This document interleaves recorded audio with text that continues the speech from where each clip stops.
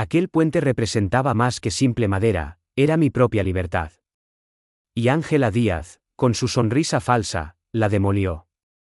En la mayoría de los barrios, los desacuerdos sobre obras en el jardín suelen zanjarse con correos electrónicos forzados o quizá una ofrenda de paz en forma de bizcocho casero. Sin embargo, no en los sauces. Aquí, las ofensas triviales escalan hasta convertirse en una guerra psicológica integral centrada en el lago. Me refiero a actos de sabotaje, multas de la comunidad de propietarios que apestan a estafa y un secreto tan inmundo que hace que el agua del pantano parezca cristalina. Así que le pregunto, ¿qué haría usted si su puente fuera transformado en una obra de arte moderno por una mujer armada con un portapapeles y una obsesión por el control? Su respuesta será bienvenida. Se darán puntos extra por estrategias de venganza que incluyan herramientas eléctricas, sarcasmo mordaz y al menos una infracción medioambiental menor. Permítame explicarle cómo empezó toda esta situación. Hace 6 meses, tras mi divorcio, me mudé a la urbanización Los Sauces en busca de tranquilidad junto al agua. No era una zona opulenta, sino un conjunto de casas respetables situadas alrededor de un lago artificial construido en los años 90. Invertí 450.000 euros en una casa modesta con un jardín que descendía hasta la orilla del agua. Como ingeniero de infraestructuras hidráulicas, pensé que construir un sencillo puente de madera desde mi propiedad hasta un pequeño embarcadero sería una tarea de fin de semana ideal. Durante 3 meses, dediqué cada sábado por la mañana a construir ese puente. No era nada elaborado, solo madera tratada a presión con barandillas talladas a mano y un ligero arco que dejaba 1,20 m de altura sobre el agua. Le apliqué un tinte de color miel y se convirtió en mi lugar de meditación, donde disfrutaba de mi café matutino y veía el amanecer reflejarse en el agua. Fue entonces cuando Ángela Díaz decidió que mi puente era un problema. Un martes por la mañana, un sobre blanco impecable con el membrete de la comunidad de propietarios de la urbanización Los Sauces estaba encajado bajo el limpiaparabrisas de mi coche, con el nombre de Ángela como presidenta de la junta. La carta era educada pero tajante. Estimado señor Herrero, comenzaba, ha llegado a nuestro conocimiento que ha erigido usted una estructura no autorizada que se extiende sobre el lago Serenidad. Este puente es un impedimento visual que menoscaba la estética de alto nivel que nuestra comunidad pretende preservar. Le rogamos que proceda a su retirada en un plazo de 10 días hábiles. La firma estaba ejecutada con una floritura que probablemente costaba más que mi café. Opté por un enfoque diplomático y llamé para concertar una reunión con Ángela en su inmensa residencia de 5 millones de euros, que contaba con jardines bien cuidados y una entrada circular para coches que parecía gritar pidiendo atención. Ángela era exactamente como la había imaginado, en la treintena tardía, con un peinado rubio perfecto, ropa de diseño y una sonrisa que no albergaba calidez alguna. Me condujo a su salón, que parecía una exposición de muebles de lujo, y me ofreció café de una máquina que probablemente costaba más que el coche de mucha gente.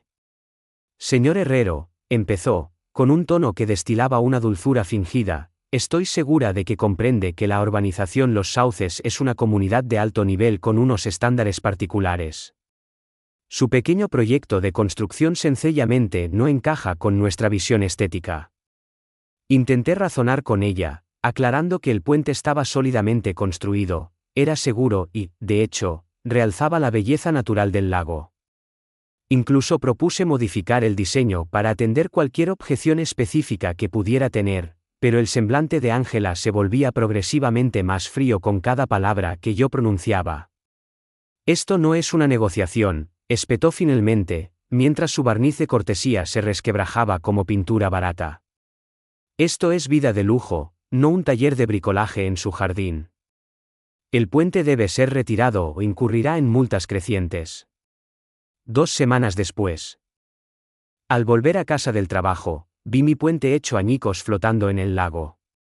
Un equipo de demolición estaba recogiendo sus herramientas mientras Ángela, de pie en su terraza y con los brazos cruzados, observaba la destrucción con evidente satisfacción.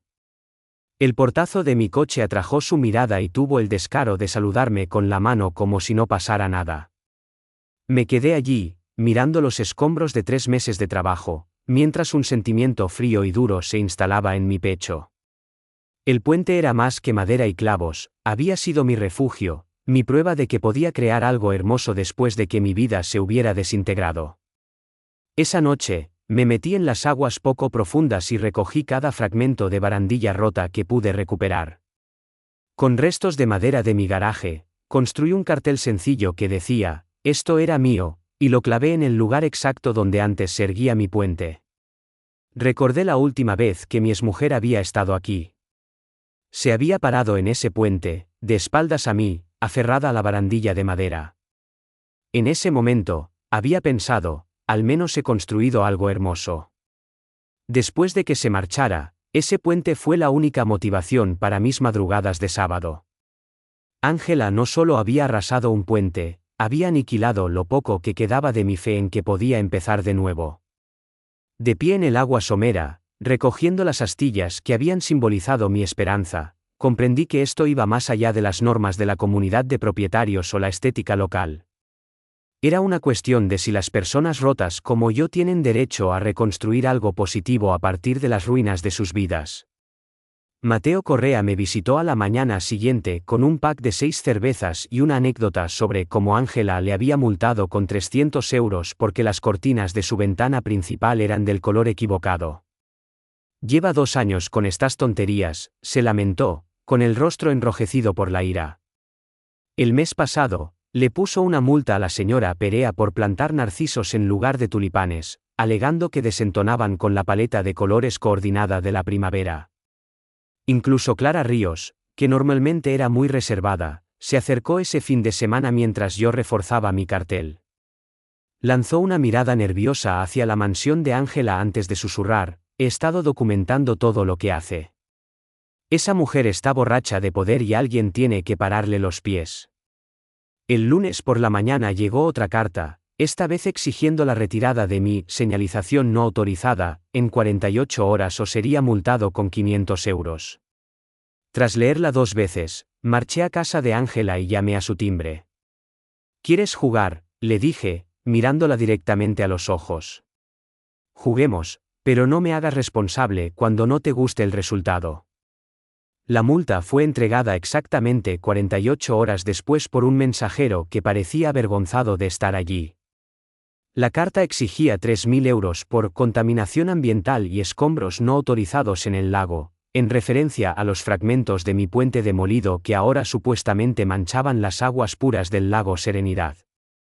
La jerga legal era intencionadamente intimidante, llena de citas de ordenanzas municipales y estatutos medioambientales que sonaban importantes pero carecían de todo fundamento. Era obvio que Ángela intentaba aplastarme con intimidación burocrática. Lo que ella no sabía, sin embargo, es que yo me había encargado del cumplimiento de normativas medioambientales reales durante años, y esto no lo era. En lugar de someterme a la absurda multa, decidí crear algo nuevo a partir de los restos. Utilizando la madera recuperada y tornillería nueva, construí un cartel más grande y visible con un mensaje que golpeaba el núcleo de la situación: «Mi puente vive». Lo instalé en el mismo lugar, asegurado con hormigón y en ángulo para que fuera claramente visible desde la terraza de Ángela. Mateo Correa llegó mientras yo levantaba el cartel, con un juego de llaves inglesas en la mano y la sonrisa más amplia que le había visto en semanas. «¿Te das cuenta de que va a odiar esto?», comentó, señalando hacia la casa de Ángela, donde podíamos ver su silueta paseándose detrás de las ventanas de su salón. «Bien», repliqué, apretando el último tornillo. También odiaba mi puente. Entonces Mateo compartió algo que me dejó asombrado. Ángela le había multado con 800 euros el mes anterior por tener unas cortinas estéticamente inadecuadas. Parecía que la comunidad de propietarios había aprobado en secreto una normativa sobre cortinas que especificaba colores y estilos autorizados, todo ello sin consultar a los propietarios. A la tarde siguiente, descubrí hasta dónde llegaría Ángela para preservar su control férreo. Había enviado un correo electrónico a todos los residentes con el asunto: «Protegiendo nuestro estilo de vida de 5 estrellas de los rebeldes». El mensaje era una obra de arte de la manipulación, describiéndome como un insurgente peligroso que dañaba intencionadamente el valor de las propiedades y ponía en peligro la reputación meticulosamente cuidada de la comunidad. Leyendo ese correo en mi cocina, con las manos literalmente temblando de rabia, comprendí que Ángela no era simplemente controladora, era genuinamente amenazante. Estaba dispuesta a mentir, manipular y arruinar reputaciones para aferrarse al poder.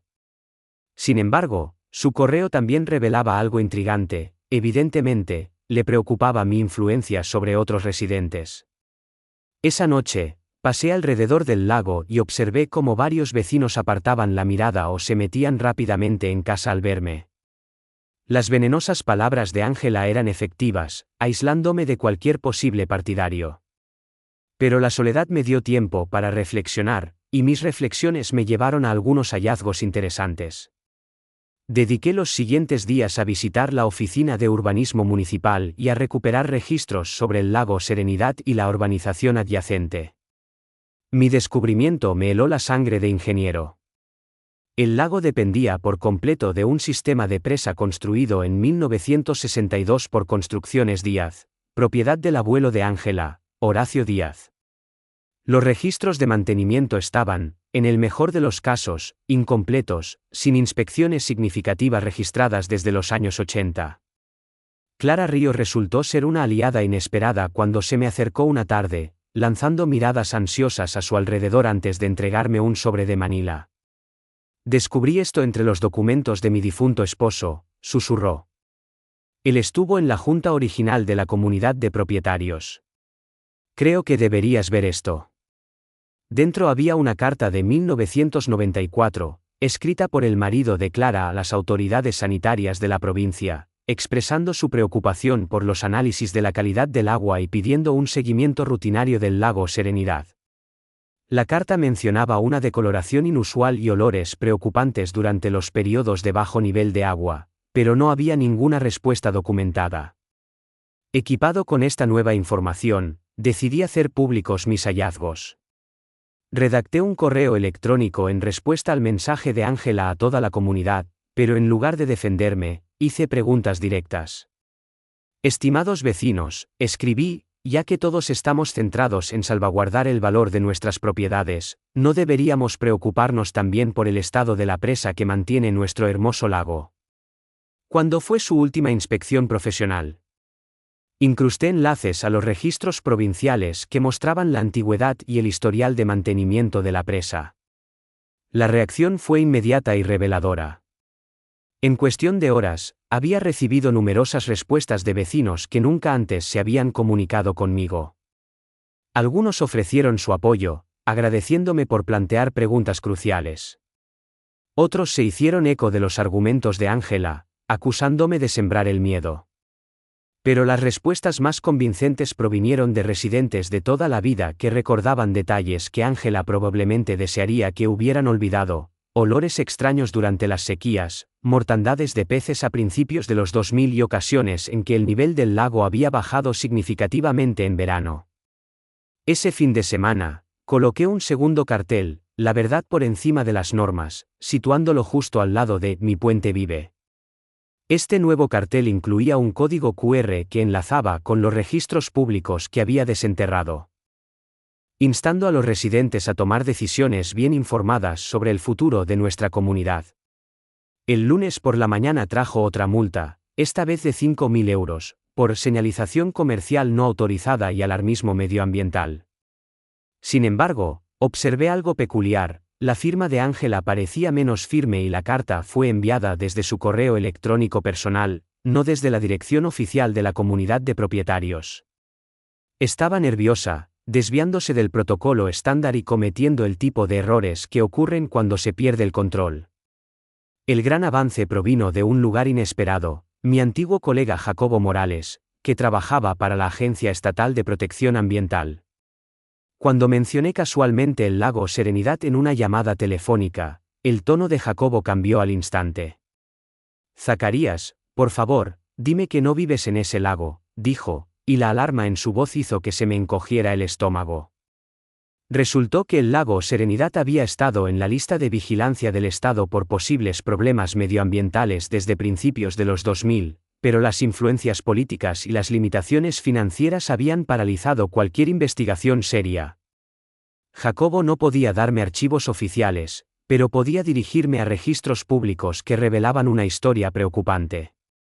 A la mañana siguiente, había un sobre de Manila anónimo en mi buzón. No había matasellos ni remitente, solo documentos gruesos que claramente habían sido fotocopiados a toda prisa.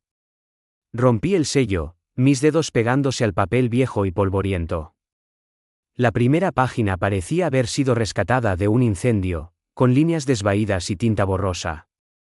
Indicaba niveles de amoníaco que se disparaban muy por encima de los umbrales de seguridad. La página siguiente me dejó helado, un diagrama de la presa con un único círculo rojo y una advertencia garabateada con letra temblorosa: si esta sección se agrieta, el lago se vacía en 3 horas. Luego venía una pila de memorandos de la comunidad de propietarios, todos con la firma de Ángela. La mayoría parecían actualizaciones administrativas inocuas hasta que noté frases recurrentes como mantener los niveles de agua altos para enmascarar los sedimentos del fondo y no alertar a los residentes. Pánico innecesario. Esto no era gestión, era un encubrimiento. Un memorando de apenas 6 meses antes contenía la frase: continuar con las prácticas actuales para mantener el valor de las propiedades y evitar el pánico innecesario entre los residentes.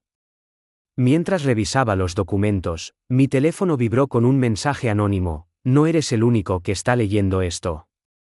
Ten cuidado. Escudriñé los alrededores pero no vi a nadie, aunque la sensación de ser observado era innegable. Alguien me observaba o esperaba a ver si tendría el valor de exponer la verdad. Un escalofrío me recorrió la espalda al considerar que esta conspiración podía ser más profunda de lo que había pensado. El documento más condenatorio era un informe de ingeniería de 1996 que la junta original de la comunidad de propietarios, que incluía al marido de Clara, había encargado. El informe declaraba claramente: la presa no era segura, y el coste de repararla entonces habría sido de 200.000 euros. Peor aún, mencionaba restos de una planta química que había vertido toxinas río arriba durante décadas, disolventes, metales pesados, sustancias que pertenecían a vertederos de residuos peligrosos. En cambio, se habían asentado en el lecho del lago, un veneno esperando una brecha. El informe aconsejaba análisis regulares de la calidad del agua y la instalación de barreras de contención para evitar que los sedimentos contaminados se extendieran al lago principal. Una nota manuscrita en el margen decía: demasiado caro. Buscar alternativas más baratas. Mientras hojeaba página tras página de datos técnicos, cada una más incriminatoria que la anterior, oí un suave golpe en mi puerta. Clara Ríos estaba en mi porche esa noche, con el rostro pálido bajo la luz tenue. No puedo dormir, confesó, con una mirada que mostraba un cansancio más profundo que la mera fatiga. He estado guardando esto durante demasiado tiempo. Le temblaban las manos mientras me entregaba otro sobre de Manila. Este más grueso que el primero. Cuando le pregunté, ¿desde cuándo lo sabías?, Clara dejó escapar un profundo suspiro, con los hombros hundidos bajo un peso invisible. Ese año, mi marido fue el único voto a favor de arreglar la presa. Ángela era solo una niña entonces, pero su abuelo, él aseguró a todos que se encargaría de todo de forma más asequible. Añadió: mi marido nunca se perdonó no haber luchado más. Dedicó el resto de su vida a documentar su ocultación, esperando que alguien finalmente tuviera el valor de revelarlo. Su voz tembló mientras continuaba: debería haber hablado hace años, pero tenía miedo. Miedo de acciones legales, miedo de perder nuestra casa, miedo de lo que pensarían los demás. Ahora, tengo más miedo de lo que pasará si sigo en silencio. Según Clara, habían tapado grietas, usado productos químicos para enmascarar olores y mantenido el lago a su máxima capacidad para que nadie viera lo que se ocultaba debajo. Eso no es mantenimiento, afirmó Clara. Es como maquillar un cadáver. La comunidad de propietarios se había dedicado efectivamente a un encubrimiento de 30 años, en el que cada junta optaba por posponer el problema en lugar de afrontar las repercusiones económicas y legales. Con este nuevo conocimiento, me puse en contacto con Jimena Varela, una periodista del periódico regional especializada en temas medioambientales. Jimena era perspicaz, experimentada y su interés se despertó de inmediato mientras yo describía las circunstancias. Los encubrimientos medioambientales en comunidades adineradas, lamentablemente, no son infrecuentes, dijo, tomando notas mientras yo detallaba mis hallazgos. Los propietarios ricos son reacios a admitir problemas que podrían afectar al valor de las propiedades, y las autoridades locales con frecuencia hacen la vista gorda para evitar conflictos. Jimena accedió a investigar la historia, pero advirtió que verificar los documentos y llevar a cabo una investigación exhaustiva llevaría tiempo. La gente como la presidenta de su comunidad de propietarios no se rinde fácilmente, advirtió. Suelen volverse más desesperados y peligrosos antes de darse por vencidos. Esa tarde, decidí añadir otro cartel a mi creciente exhibición. Este era más sencillo pero también más directo: lago hermoso, presa rota.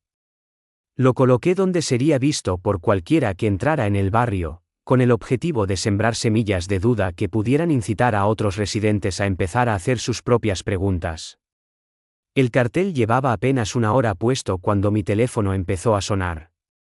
La primera llamada fue de Mateo Correa, riendo y felicitándome por agitar de verdad la situación. La segunda fue de una mujer cuyas preguntas incisivas sobre la calidad del agua y los seguros de propiedad indicaban que el mensaje ya estaba surtiendo efecto. Pero la tercera llamada fue de la propia Ángela, y la rabia en su voz no se parecía a nada que le hubiera oído antes. No tienes ni idea de en qué te estás metiendo, siseó. Ese lago está ligado a 50 millones de euros en valor inmobiliario, y no permitiré que un perdedor amargado y divorciado derribe lo que generaciones de familias han establecido aquí. Quita ese cartel. Deja de difundir mentiras y quizá me piense lo de rebajarte las multas. Si continúas con esto, me aseguraré de que pierdas todo lo que te queda. La llamada terminó con un clic que sonó como un disparo. Más tarde esa noche, mientras paseaba por el lago, observé algo sin precedentes. Un pequeño grupo de 3 personas estaba en la terraza de los ríos, conversando en voz baja. Cuando pasé, se callaron, sus ojos evitando los míos. Sin embargo, al acercarme a la casa de Correa, una mujer mayor a la que no conocía me hizo un gesto para que me acercara. No lo admitirán públicamente, susurró, mirando a su alrededor con ansiedad, pero muchos de nosotros hemos notado cosas peculiares en este lago durante años. No te lo estás imaginando. Simplemente tienen miedo de la comunidad de propietarios. Sus palabras me golpearon como una revelación. No estaba tan aislado como Ángela quería hacerme pensar.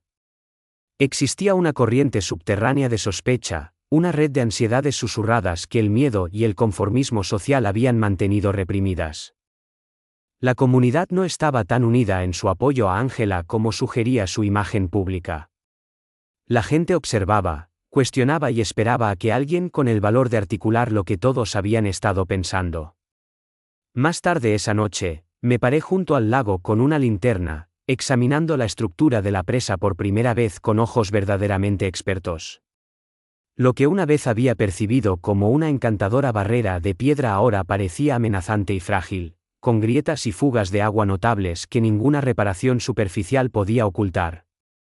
El agua misma también parecía alterada, más oscura, con una película aceitosa que antes había descartado como algas naturales, pero que ahora sospechaba que podría ser algo más siniestro. La mañana siguiente trajo acontecimientos que aumentaron la urgencia de la situación. Jimena Varela llamó para informarme de que su investigación inicial había encontrado pruebas de al menos 3 intentos previos de residentes de expresar su preocupación por el lago, todos los cuales fueron silenciados discretamente por la Junta de la Comunidad de Propietarios. Más alarmante aún, había descubierto registros que indicaban que la Agencia Medioambiental Estatal había intentado programar inspecciones 2 veces en los últimos 5 años, solo para ser informada por los representantes de la comunidad de que se denegaba el acceso debido a disputas legales en curso. Ángela no solo había estado ocultando problemas, había estado obstruyendo activamente las investigaciones oficiales. Esa tarde, tomé una decisión que alteraría el curso de todo. Llamé de nuevo a Jacobo Morales y solicité oficialmente que la Agencia Medioambiental Estatal realizara una evaluación de emergencia del lago Serenidad. La reacción del Estado fue más rápida de lo que esperaba y más exhaustiva de lo que Ángela podría haber previsto. A las 48 horas de mi queja formal, 2 ingenieros medioambientales se presentaron con lo que parecían equipos de una película de ciencia ficción. Pasaron 3 días recogiendo muestras de agua y suelo y tomando mediciones estructurales de la presa. Mientras tanto, Ángela se paseaba por su terraza como un tigre enjaulado, impotente para detenerlos pero claramente desesperada por intervenir. La doctora Catalina Montes, la investigadora principal, visitó mi casa en su último día para darme una actualización informal. Señor Herrero, dijo, no puedo compartir los detalles de nuestro informe oficial, pero puedo decirle que los residentes de esta comunidad deben ser conscientes de algunos problemas muy serios aquí.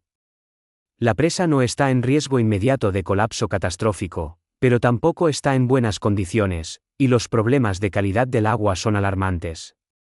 Esa noche, tomé una decisión que o bien justificaría toda mi lucha o me metería en problemas legales para el resto de mi vida. Sin embargo, antes de que pudiera ejecutar mi plan, las preocupaciones reprimidas de la comunidad comenzaron a surgir de formas imprevistas. A la tarde siguiente, vi a un grupo de vecinos reunidos junto al buzón de los Perea, sus voces bajas pero sus gestos expresivos. ¿Quién le dio el poder de multar a alguien con 300 euros por unas cortinas?, cuestionó un hombre, con la voz tensa por la frustración. Hace unos años, puse una puerta de garaje nueva y me envió una advertencia porque el gris no era lo suficientemente lujoso. Una mujer que estaba cerca soltó una risa amarga. El año pasado, la señora Perea plantó jazmín en lugar de tulipanes. Ángela envió un correo electrónico alegando que estaba alterando el esquema de color de la primavera. El grupo estalló en una risa nerviosa, que rápidamente se apagó en silencio. Nadie estaba dispuesto a hablar a continuación. Nadie se atrevía a mencionar el lago, aunque estaba en la mente de todos. Observé desde lejos cómo se separaban, cada persona lanzando una mirada hacia la mansión de Ángela antes de dirigirse a casa. El miedo era tangible, pero también lo era el creciente resentimiento. Había dedicado suficiente tiempo a estudiar la estructura de la presa para conocer su mecánica, y lo que es más importante, cómo gestionarla. El nivel del agua del lago se regulaba mediante una mezcla de afluencia natural y una compuerta de aliviadero controlada manualmente que podía abrirse para descargar el exceso de agua río abajo. La compuerta no se había utilizado en años, probablemente porque abrirla revelaría los sedimentos contaminados que todos estaban tan ansiosos por mantener ocultos.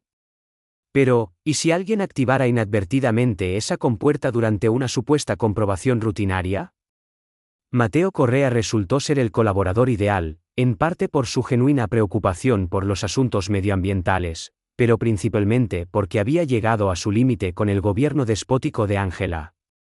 Ayer me multó con otros 600 euros, me informó, presentando una carta que citaba el diseño no conforme de su buzón. Al parecer, Ángela había considerado que los buzones suburbanos estándar eran estéticamente inferiores y ahora exigía que todo el mundo se actualizara a costosas versiones de diseño. Nuestro plan era brillantemente sencillo. Mateo simularía una distracción en el lado opuesto del lago mientras yo accedía a los controles del aliviadero. La distracción consistió en una crisis de mantenimiento con el motor de su barco, con un ruido considerable, humo y gritos de auxilio que inevitablemente captarían la atención de Ángela. Mientras ella estuviera ocupada observando la situación desde su terraza, yo me dirigiría a la presa y abriría manualmente la compuerta del aliviadero lo suficiente como para empezar a bajar el nivel del agua del lago. Pusimos nuestro plan en acción un miércoles por la tarde, poco después del atardecer, cuando la luz mortecina dificultaría que alguien discerniera exactamente lo que estaba ocurriendo. La actuación de Mateo fue digna de un Oscar. El motor de su barco empezó a humear y sus llamadas de auxilio sonaban genuinamente desesperadas. Pude ver a Ángela en su terraza con prismáticos, su atención claramente centrada en el drama que se desarrollaba al otro lado del agua. Esto me proporcionó la cobertura que necesitaba para llegar a los controles del aliviadero, que no estaban asegurados más que por un candado oxidado que mis cizallas despacharon fácilmente. El mecanismo de la compuerta era viejo pero aún funcionaba, y en cuestión de minutos, tenía agua fluyendo río abajo a un ritmo que bajaría lentamente el nivel del lago durante los próximos días. Las consecuencias iniciales fueron sutiles pero claras. El jueves por la mañana, la superficie del lago había bajado unos 15 centímetros, no lo suficiente como para alarmar a un observador casual, pero sí para revelar los primeros signos de lo que se ocultaba debajo. La orilla, que siempre había sido de arena prístina y pequeños guijarros, ahora mostraba manchas de sedimento oscuro y aceitoso que olía a productos químicos industriales. Aún más reveladoras fueron las reacciones de los residentes de toda la vida. Vi a varios vecinos de pie en sus embarcaderos, con aspecto perplejo y preocupado, obviamente conscientes de que algo iba mal, pero sin saber del todo qué. La reacción de Ángela fue rápida y predecible. Para el jueves por la tarde, todos los residentes habían recibido un correo electrónico de emergencia declarando que el lago estaba experimentando fluctuaciones temporales del nivel del agua debido al drenaje estacional y las lluvias recientes. El mensaje aseguraba a todos que esto era completamente normal y que los niveles de agua se restaurarían a alturas óptimas en unos pocos días mediante un mantenimiento rutinario. Fue una brillante pieza de desinformación destinada a evitar el pánico mientras ella ganaba tiempo para el control de daños. El viernes trajo un acontecimiento que no había previsto. Varios residentes comenzaron a tomar fotos y vídeos del sedimento expuesto, circulándolos entre ellos y planteando preguntas que Ángela no podía evadir fácilmente. La señora Perea me contactó directamente para preguntarme si sabía algo sobre el olor horrible que emanaba del lago. Cuando le propuse que podría considerar contactar a las autoridades medioambientales para informar de sus observaciones, se mostró inmediatamente receptiva. He estado preguntándome por ese olor durante años, comentó. Mi difunto esposo siempre insistió en que algo andaba mal con este lago, pero todo el mundo lo tachaba de imaginaciones. El fin de semana trajo el avance que había estado esperando. El nivel del agua había retrocedido lo suficiente como para descubrir extensas áreas de sedimento contaminado a lo largo de toda la orilla. El olor ahora era inconfundible, un olor químico que recordaba a un viejo disolvente de limpieza en seco mezclado con petróleo. El impacto visual era aún más sorprendente, manchas oscuras en el sedimento, áreas de agua descolorida y lo que parecían restos metálicos emergiendo de partes del lecho del lago que habían estado sumergidas durante décadas. El domingo por la noche trajo a Ángela a mi puerta, y la mujer que encontré apenas era la pulcra y segura presidenta de la comunidad de propietarios que había ordenado la destrucción de mi puente semanas atrás. Su pelo estaba desaliñado, su maquillaje corrido, y su voz tenía un tono desesperado que nunca antes le había oído. No tienes ni idea de lo que has hecho, pronunció, con las manos temblando mientras señalaba hacia el lago. ¿Te das cuenta de que esto podría arruinarlo todo? Valores de propiedad, cobertura de seguros, responsabilidad legal. Posiblemente has destruido la vida de todas las familias de este barrio. Pero lo más llamativo fue lo que no dijo. Ni una sola vez negó los problemas con el lago o afirmó que los problemas medioambientales eran inventados. El lunes por la mañana trajo la confirmación de que mi estrategia estaba teniendo éxito más allá de mis esperanzas más descabelladas. Jimena Varela llamó para informar de que su periódico había sido inundado con llamadas de residentes de la urbanización Los Sauces expresando preocupaciones medioambientales sobre el lago Serenidad. Esta historia prácticamente se está escribiendo sola, dijo con claro entusiasmo. Tengo residentes enviándome fotos, resultados de pruebas medioambientales del estado y un rastro documental de encubrimientos de la comunidad de propietarios que se remonta a 30 años. El lunes por la mañana disipó cualquier idea de que Ángela se rendiría sin luchar. Claramente había utilizado el fin de semana para idear su contraofensiva, porque exactamente a las 9 de la mañana, todos los residentes recibieron una alerta de emergencia sobre una transmisión en vivo de la crisis comunitaria, programada para esa noche. El anuncio era clásico de Ángela, teatral, autoritario y diseñado para presentarla como la líder capaz que gestiona una crisis instigada por otros. Estimados vecinos, decía, nuestra hermosa comunidad está bajo un asalto sin precedentes a nuestros valores de propiedad y calidad de vida. Únanse a mí esta noche mientras revelo la verdad sobre el sabotaje que amenaza nuestros hogares y familias. El término sabotaje estaba inequívocamente dirigido a mí, y sabía que estaba a punto de recurrir a algo desesperado.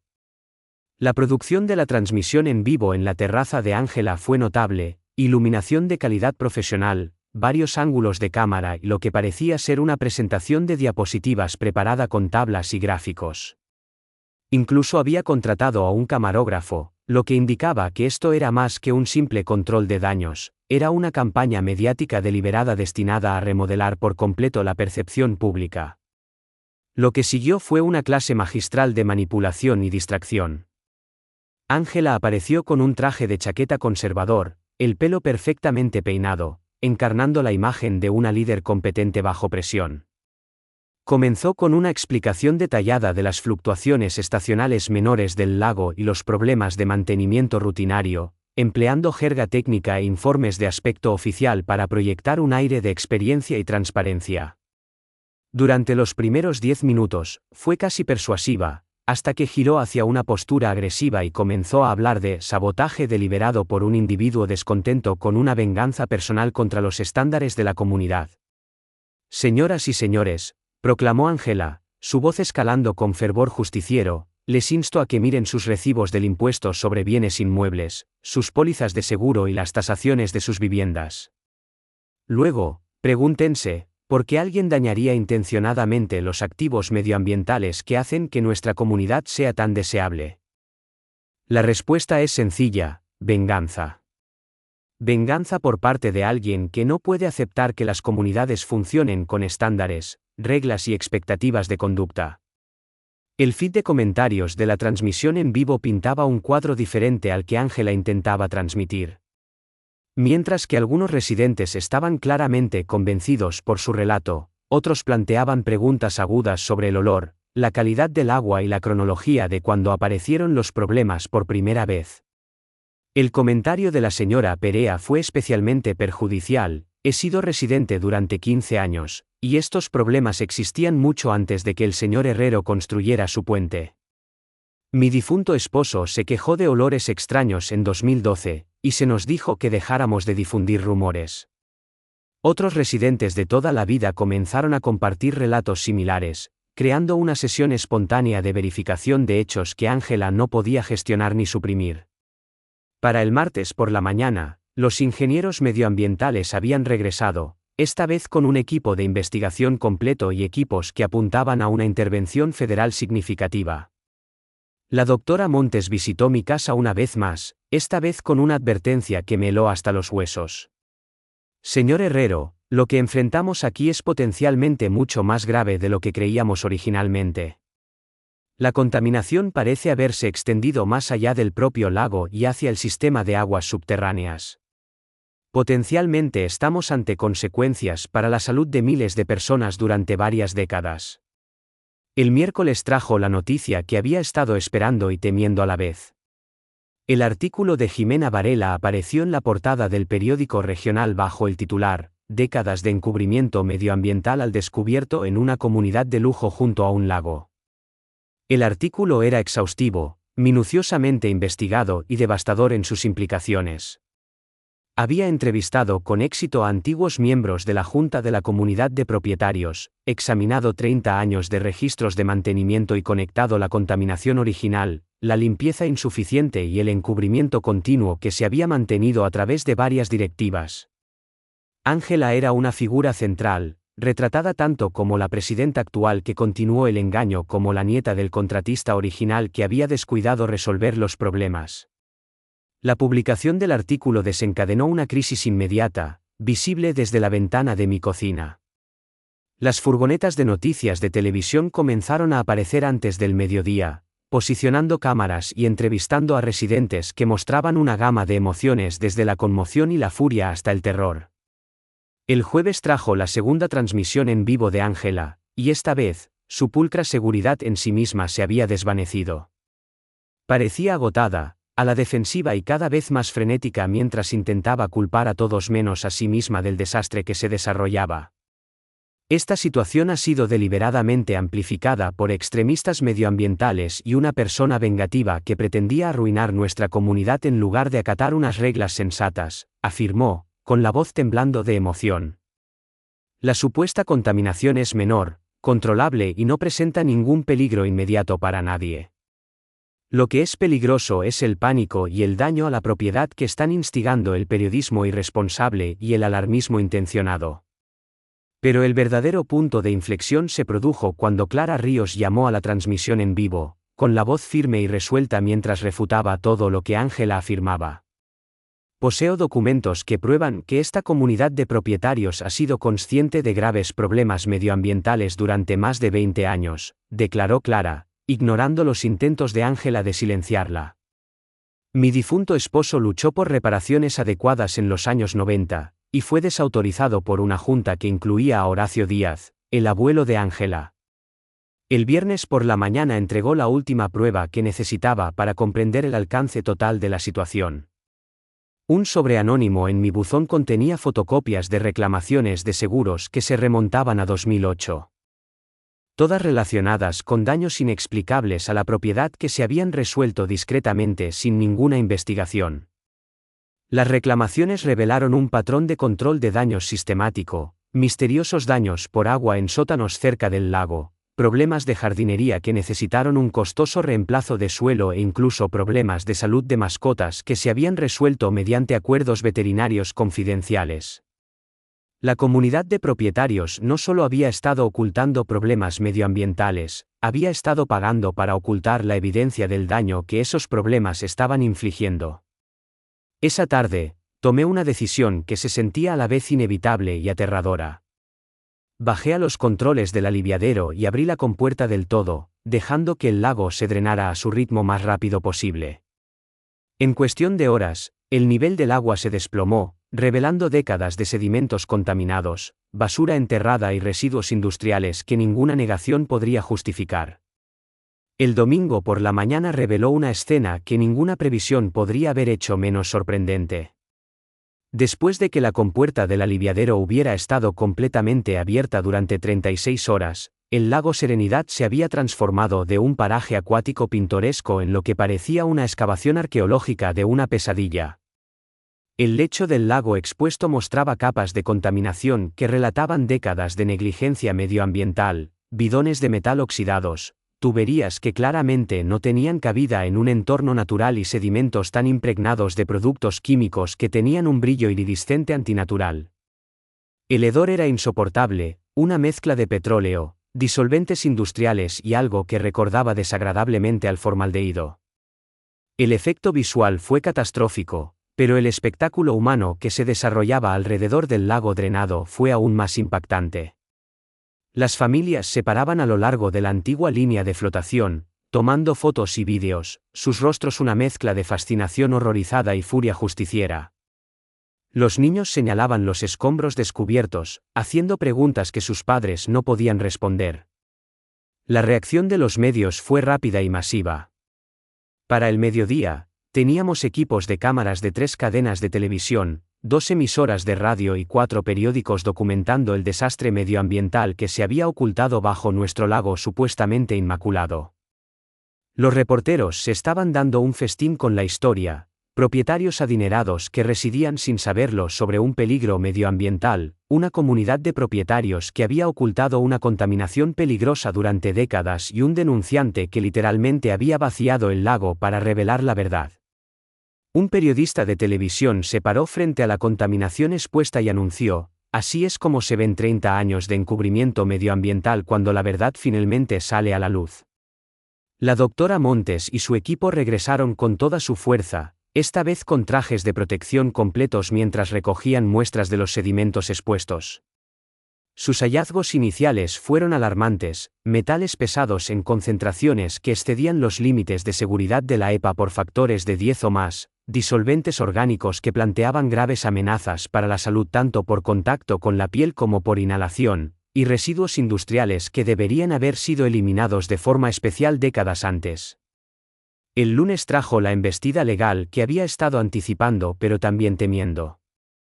Los abogados de demandas colectivas descendieron como tiburones que huelen sangre, estableciendo oficinas temporales en el centro comunitario y ofreciéndose a representar a los residentes en demandas contra todos, desde los promotores originales hasta la junta actual de la comunidad de propietarios. Los abogados medioambientales estaban investigando posibles delitos federales que podrían llevar a cargos criminales. Los peritos de seguros estaban realizando evaluaciones de emergencia para determinar las responsabilidades de cobertura por una contaminación que había sido ocultada intencionadamente. El tranquilo enclave suburbano se había transformado en un campo de batalla legal con numerosos intereses contrapuestos y responsabilidades potenciales que se elevaban a cientos de millones. Sin embargo, el acontecimiento más sorprendente fue el completo colapso público de Angela durante lo que sería su última transmisión en vivo. Con aspecto demacrado y claramente agotada, hizo esfuerzos cada vez más frenéticos por gestionar una narrativa que se le había escapado por completo de las manos. Esta contaminación es el resultado de vertidos ilegales recientes por parte de terroristas medioambientales, proclamó, con la voz tensa. Zacarías Herrero y sus asociados han envenenado deliberadamente nuestro lago para avanzar en su agenda radical. El punto de inflexión llegó cuando Mateo Correa llamó a la transmisión en vivo con información que demolió el último ápice de credibilidad de Angela. He vivido aquí durante 8 años, afirmó, con voz tranquila y deliberada, y tengo fotografías de hasta 2015 que muestran decoloración y escombros en áreas que ahora están expuestas. También tengo registros de olores extraños y problemas de calidad del agua que los residentes han estado reportando durante años. Esta contaminación no apareció la semana pasada. Ha estado aquí todo el tiempo, y ciertas personas han estado trabajando muy duro para ocultarla. Su prueba fue innegable, y los comentarios en vivo estallaron con otros residentes compartiendo historias y pruebas similares. El martes trajo el acontecimiento que lo cambió todo. Investigadores federales se presentaron con una orden de registro para los archivos de la comunidad de propietarios que se remontaban a la fundación de la comunidad. Pasaron todo el día en la oficina de la comunidad, llevándose cajas de documentos mientras Angela permanecía impotente cerca, comprendiendo claramente que su mundo meticulosamente construido se estaba desmoronando a su alrededor. Esa noche, la confrontación que había estado esperando desde que comenzó la crisis finalmente ocurrió. Angela apareció en mi puerta principal, ya no como la serena presidenta de la comunidad, sino como una mujer desesperada que presenciaba la ruina de todo lo que se había esforzado por construir y defender. No tienes ni idea de lo que has hecho, dijo, con la voz mezclada de furia y desesperación.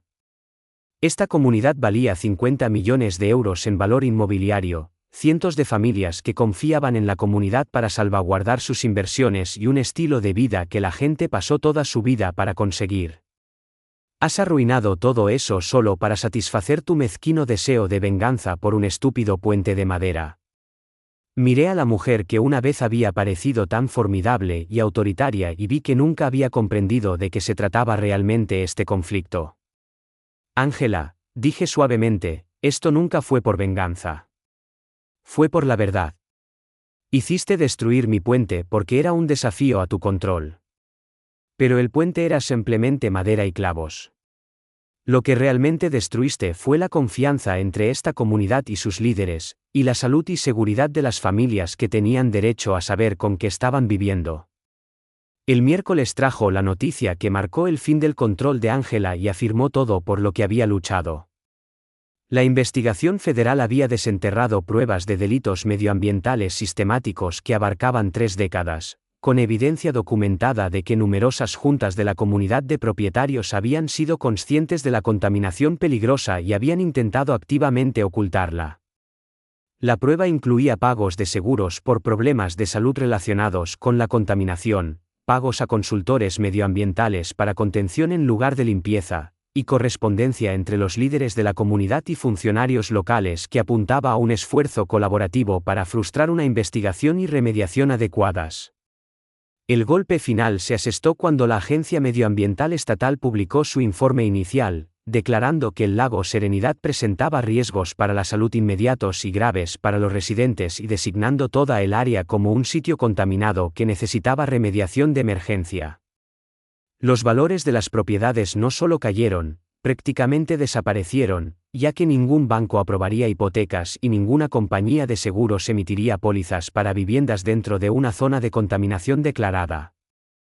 Las semanas posteriores a la desgracia pública de Ángela trajeron una avalancha de repercusiones que transformaron la urbanización Los Sauces de maneras que nadie podría haber previsto. Equipos medioambientales federales comenzaron la enorme tarea de remediación del suelo, convirtiendo el antiguo lecho del lago en una bulliciosa zona de construcción con maquinaria pesada activa día y noche. Las compañías de seguros de propiedad comenzaron el intrincado proceso de evaluar la cobertura por daños medioambientales que se habían ocultado durante décadas. Más significativamente, se formó un gran jurado federal para investigar posibles cargos criminales contra miembros actuales y pasados de la Junta de la Comunidad de Propietarios, incluyendo conspiración para violar leyes medioambientales y fraude relacionado con la tergiversación de los valores de las propiedades. La propia Ángela desapareció de la vida pública, según se informa, consultando con abogados de defensa criminal federal mientras enfrentaba la posibilidad de la bancarrota personal por las crecientes demandas civiles. Su mansión de 5 millones de euros, como todas las demás propiedades de la comunidad, ahora era esencialmente inútil hasta que se completara la limpieza de la contaminación, un proceso que los especialistas medioambientales proyectaban que podría llevar de 3 a 5 años y costar más de 60 millones de euros. Sin embargo, no todos los resultados de la crisis fueron sombríos. La comunidad que había sido fracturada por el gobierno autocrático de Ángela comenzó a unirse de maneras sorprendentes, unida por desafíos mutuos y un objetivo colectivo de reconstruir algo superior a partir de los restos de su pérdida. Vecinos que antes apenas intercambiaban palabras ahora coordinaban enfoques legales, agrupaban recursos y se ofrecían apoyo mutuo a través del difícil proceso de gestionar propiedades contaminadas y futuros inciertos. Clara Ríos se convirtió en una líder inesperada en este nuevo espíritu comunitario. Su valentía al proteger y revelar documentos vitales le había ganado el respeto y la confianza que Ángela había exigido pero nunca ganado genuinamente. Mateo Correa también emergió como una figura clave en el esfuerzo de recuperación, aplicando sus habilidades mecánicas para ayudar a los residentes a navegar las dificultades prácticas de vivir en una zona de contaminación. La conclusión legal llegó antes de lo que nadie esperaba, en parte porque la evidencia era tan concluyente y en parte porque los fiscales federales estaban ansiosos por hacer una declaración contundente sobre los delitos medioambientales en áreas adineradas. Ángela finalmente se declaró culpable de los cargos federales de conspiración para violar las leyes de protección medioambiental y fraude relacionado con la ocultación de la contaminación. Fue sentenciada a 18 meses de prisión federal y se la hizo personalmente responsable de 5 millones de euros en restitución. Otros 3 exmiembros de la Junta de la Comunidad de Propietarios también recibieron condenas federales, aunque con sentencias reducidas, por su cooperación en la investigación en curso. Pero el acontecimiento más sorprendente de toda la saga ocurrió cuando Ángela hizo un último y desesperado movimiento para desviar la responsabilidad y evadir las consecuencias. 3 días antes de su sentencia, fue detenida mientras intentaba dañar físicamente los controles del aliviadero que yo había usado para vaciar el lago. Las imágenes de seguridad la mostraban intentando destrozar el mecanismo de la compuerta con una maza, aparentemente con la esperanza de provocar una inundación que rellenaría el lago y ocultaría la evidencia de la contaminación. Mateo Correa, que paseaba a su perro cerca del aliviadero, fue quien llamó al 112, evitando potencialmente una catástrofe que podría haber inundado varios barrios río abajo. Estaba completamente desquiciada, dijo más tarde a las autoridades, gritando sobre cómo iba a arreglarlo todo y mostrar a todos la verdad. Era obvio que había perdido por completo el contacto con la realidad.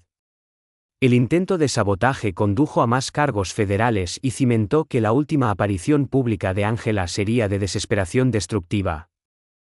No de aceptación digna.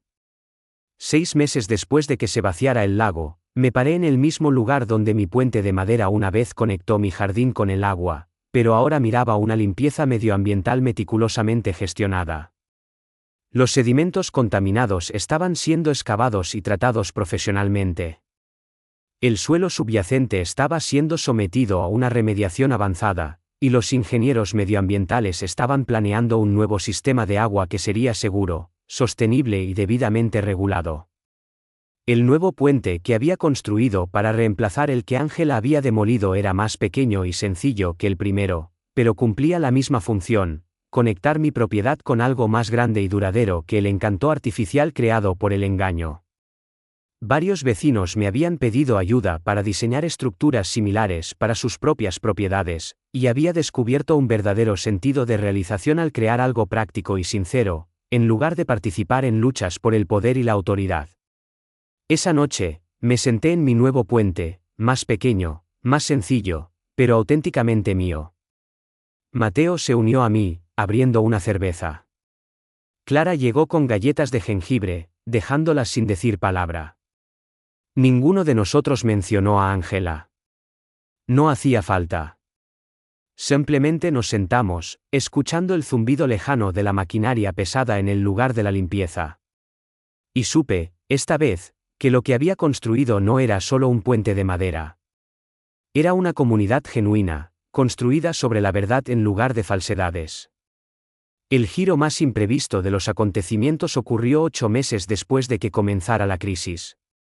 Recibí una carta de otra comunidad de propietarios en un estado diferente donde los residentes enfrentaban problemas similares con un liderazgo autoritario y posibles encubrimientos medioambientales. Se habían enterado del caso de la urbanización Los Sauces por las noticias nacionales y buscaban orientación sobre cómo investigar y abordar los problemas en su propia comunidad. Su valentía al desafiar la injusticia ha sido una inspiración para personas de todo el país, decía la carta. Consideraría compartir su historia y ayudar a otras comunidades a prevenir el tipo de errores que llevaron a su crisis. Sentado en mi nuevo puente esa noche, leyendo esa carta mientras el sol se ponía sobre el sitio de remediación que algún día sería un lago debidamente gestionado, llegué a una conclusión: la lucha por la justicia nunca termina de verdad. Simplemente se traslada a nuevas áreas donde la gente necesita el coraje para priorizar la verdad sobre la comodidad. Ángela Díaz me había demostrado que el poder sin responsabilidad conduce inevitablemente a la destrucción. Pero la reacción de la comunidad me había demostrado que la gente corriente puede elegir la justicia por encima de la autopreservación cuando se le proporciona información precisa y un liderazgo auténtico. El capítulo final de la saga de la urbanización Los Sauces todavía se está escribiendo mientras la limpieza medioambiental progresa y las familias reconstruyen gradualmente sus vidas y su comunidad. Puede que los valores de las propiedades nunca se recuperen por completo, y que algunos residentes nunca vuelvan a confiar plenamente en el liderazgo comunitario. Sin embargo, algo más valioso que la estabilidad financiera ha surgido de la crisis: un barrio que valora la honestidad, apoya a sus más vulnerables y reconoce que la verdadera fortaleza de la comunidad se deriva de una dedicación compartida a la verdad y la justicia, en lugar de un compromiso compartido para mantener engaños rentables. Mientras terminaba de leer la carta pidiendo mi ayuda en la lucha de otra comunidad, miré hacia el lodoso sitio de construcción y sonreí. Ángela había demolido mi puente porque simbolizaba la independencia y un desafío a su autoridad. Pero al hacerlo, sin saberlo, me había enseñado que algunos puentes vale la pena erigirlos una y otra vez, sin importar con qué frecuencia las personas poderosas intenten demolerlos.